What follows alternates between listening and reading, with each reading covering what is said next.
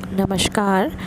राजनीति विज्ञान BA part द्वितीय के प्रश्न पत्र द्वितीय के अंतर्गत आज हम बात कर रहे हैं दलीय व्यवस्था के संबंध में। हमें ज्ञात है कि वर्तमान में शासन के जितने भी रूप हैं उनमें प्रजातंत्र सर्वाधिक स्वीकार्य शासन पद्धति है, जिसके दो रूप होते हैं, प्रत्यक्ष प्रजातंत्र एवं अप्रत्यक्ष प्रजातंत्र। विश्व के लगभग सभी राज्यों में प्रतिनिधित्वात्मक या प्रत्यक्ष लोकतंत्र ही अधिक प्रचलित है, जिसके अंतर्गत जनता अपने प्रतिनिधियों को चुनती है और इन प्रतिनिधियों के द्वारा शासन कार्य को किया जाता है। इस पूरी प्रक्रिया अर्थात जनता के द्वारा अपने प्रतिनिधियों के निर्वाचन और प्रतिनिधियों द्वारा शासन व्यवस्था के संचालन को पूरे करने के लिए राजनीतिक दलों का अस्तित्व प्रजातंत्र में अनिवार्य हो ही जाता है। प्रत्येक देश में दलीय व्यवस्था की अपनी कुछ अलग विशेषताएं होती हैं। भारत के संदर्भ में देखें तो भारत की दलीय व्यवस्था के भी कुछ महत्वपूर्ण लक्षण, विशेषता या हम दोष कह सकते हैं। भारत की दलीय व्यवस्था की पहली विशेषता है बहुदलीय व्यवस्था का होना। भारत में ब्रिटेन या अमेरिका की तरह द्विदल पद्धति नहीं बल्कि बहुदलीय पद्धति है, जहां कई अधिक दल चुनाव कार्यक्रम में का हिस्सा होते हैं, उसमें भाग लेते हैं। हालांकि कुछ को छोड़ के अधिकतर के पास कोई नीति अथवा कार्यक्रम नहीं भी होता, परंतु हमारे यहाँ दलों को द्विदल पद्धति के साँचे में नहीं ढाला गया है। साथ ही इन राजनीतिक दलों में बिखराव, विभाजन या अस्थायित्व की स्थिति भी बनी हुई होती है। जैसे हम जो भारत का प्रमुख दल रहा है भारतीय राष्ट्रीय कांग्रेस का उदाहरण ही लें तो 1969 में विभाजन हुआ है, उसके बाद भी इसमें विभाजन हुआ है। ऐसा ही प्रत्येक दल के संबंध में हम देख सकते हैं। साथ ही भारतीय लोकतंत्र के अंतर्गत हमने ये भी देखा है कि कुछ एक समय को अगर छोड़ दिया जाए तो सामान्यतः कमज़ोर और विभाजित विपक्ष की स्थिति ही भारत में देखी गई है। साथ ही जो ज़्यादातर राजनीतिक दल हैं उनमें आंतरिक अनुशासन और लोकतंत्र का भी अभाव पाया जाता है।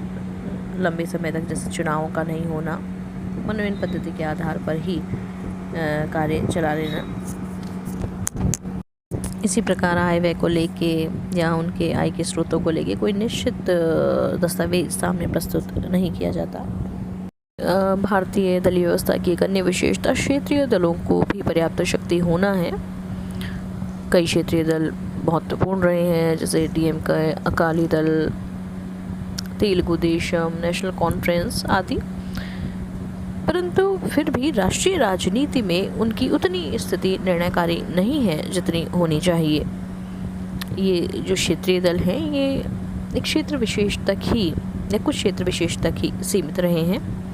एक अन्य विशेषता भारतीय दलीय व्यवस्था की रही है कि भारत में राजनीतिक दलों की नीतियों और कार्यक्रमों में स्पष्ट भेद का अभाव है और इसी कारण जनता के सामने जब विकल्प देने की बात होती तो वो स्पष्ट विकल्प देने में असफल हो जाते हैं। राजनीतिक दलों की जो नीतियां हैं या कार्यक्रम वो अत्यधिक अस्पष्ट है, निश्चित है। एक अन्य विशेषता या दोष कहें तो भारतीय राजनीतिक व्यवस्था के अंतर्गत दलों में दल बदल की प्रवृत्ति हमेशा विद्यमान रही है। हालांकि 1985 में भारतीय संविधान में 52वां संवैधानिक संशोधन कर इस दल बदल पर कानूनी रोक लगा दी गई, परंतु फिर भी इसमें दिए गए प्रावधानों के अंतर्गत दल बदल की प्रवृत्ति पर रोक नहीं लगाई जा सकी। फिर उसके बाद 51 में संवैधानिक संशोधन 2003 के आधार पर भी दल बदल पर पूर्णतः रोक लगाने की फिर से चेष्टा की गई, जिसके बाद दल बदल में थोड़ी कमी अवश्य आई है, पर इनके विभिन्न प्रावधानों के अंतर्गत विलय के नाम पे या अन्य किसी नाम पे दल बदल अभी भी किया जा रहा है।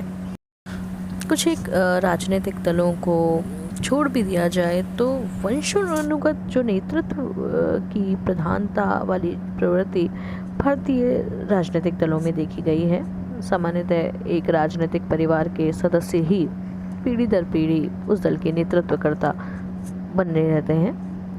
इन कानूनों के अंतर्गत विभिन्न कृत्यों को दल बदल माना जाएगा और इसमें सदस्यों की सदस्यता निलंबित भी हो सकती है। जैसे एमएलए या एमपी अपने दल की अगर व्हीप के खिलाफ जाकर के मतदान करें, या मनोनीत सदस्य 6 माह बाद तक किसी भी राजनीतिक दल की सदस्यता ग्रहण कर सकते हैं, पर 6 माह पूरे होने के बाद उसे स्वतंत्र उम्मीदवार की तरह रहना होता है।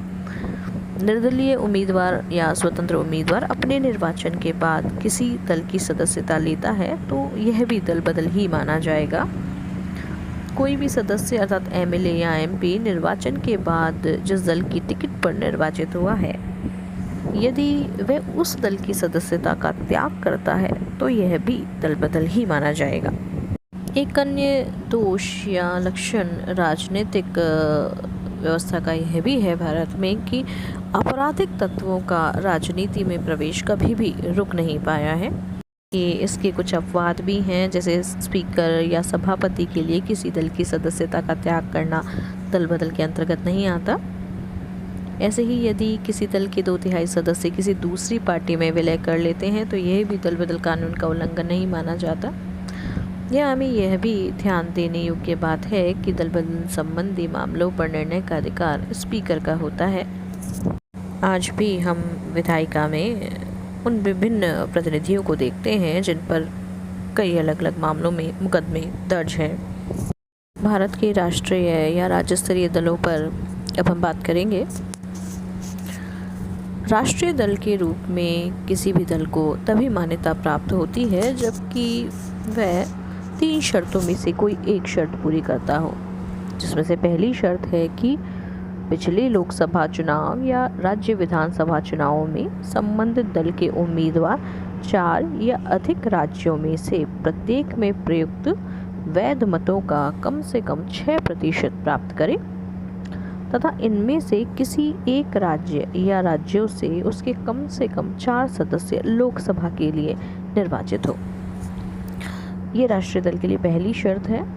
दूसरी शर्त है कि गत आम चुनाव में वह लोकसभा की कुल सदस्य संख्या के कम से कम 2% स्थान प्राप्त कर ले, बशर्ते कि ये लोकसभा के स्थान कम से कम 3 राज्यों से उसे प्राप्त हुए हों। या फिर एक शर्त यह है कि यदि उस दल को कम से कम 4 राज्यों में राज्य स्तरीय दल के रूप में मान्यता प्राप्त हो। वर्तमान में इन शर्तों को पूरा करने वाले विभिन्न राष्ट्रीय दलों के नाम हैं भारतीय जनता पार्टी, भारतीय राष्ट्रीय कांग्रेस, भारतीय साम्यवादी दल मार्क्सवादी या फिर मार्क्सवादी दल कहें, नेशनलिस्ट कांग्रेस पार्टी या राष्ट्रवादी कांग्रेस पार्टी, बहुजन पार्टी, सर्व भारतीय तृणमूल कांग्रेस और नेशनल पीपुल्स पार्टी। इसी प्रकार राज्य स्तरीय दल की मान्यता भी किसी दल को तभी प्राप्त होती है जबकि वो दल कोई विभिन्न शर्तों में से कोई एक शर्त पूरी करता होता है, और ये शर्त है राजनीतिक दल विधानसभा के गत आम चुनाव में राज्य विशेष में कुल प्रयुक्त वैध मतों का कम से कम 6% प्राप्त कर ले तथा उसे उस राज्य की विधानसभा में कम से कम 2 स्थान प्राप्त हो। दूसरी शर्त है कि उस राजनीतिक दल के उम्मीदवार लोकसभा के गत आम चुनाव में कुल प्रयुक्त वैध मतों का कम से कम 6% प्राप्त कर लें तथा इसके साथ उस दल का कम से कम एक सदस्य उस राज्य से लोकसभा के लिए निर्वाचित हो। या तीसरी शर्त पूरी करता हो वह दल कि वह राजनीतिक दल विधानसभा के गत आम चुनावों में विधानसभा के कम से कम 3% स्थान या कम से कम 3 स्थान, इन दोनों में से जो भी अधिक हो वो प्राप्त कर ले। इस प्रकार के राज्य स्तरीय दलों के विभिन्न उदाहरण हैं, जैसे Janata Dal you, Samajwadi party, Shiromani Akali Dal, Dravid Munnetra Kazhagam, national conference, Telugu Desam, Shiv Sena, राष्ट्रीय जनता दल, मुस्लिम लीग, असम गण परिषद आदि। इस प्रकार आज के अपने इस वीडियो में हमने भारत में दलीय व्यवस्था की क्या क्या विशेषताएं रही हैं या उनके क्या लक्षण या दोष रहे हैं पर बात की। साथ ही हमने भारत में राष्ट्रीय दलों के लिए और राज्य स्तरीय दलों के लिए क्या क्या शर्तें हैं, या किन शर्तों को पूरी करने के बाद में कोई दल राष्ट्रीय दल या राज्य स्तरीय दल कहलाता है, उन पर भी बात की। अपने आगे आने वाली वीडियो में हम दलों से संबंधित अन्य महत्वपूर्ण बातों पर भी चर्चा करेंगे। धन्यवाद।